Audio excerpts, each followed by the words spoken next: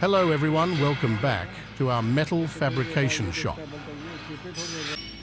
Today, I am going to share latest updates on steel bridge fabrication work.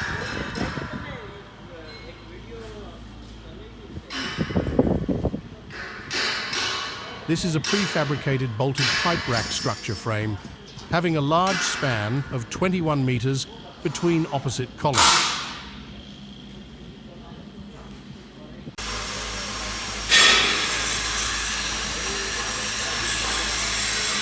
Most of the work is near completion stage.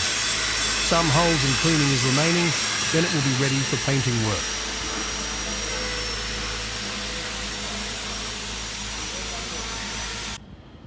Here is the column of pipe rack ready for erection.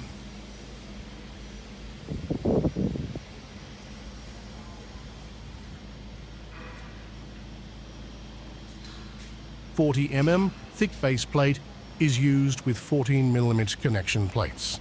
All connecting pieces of bridge will connect with these plates.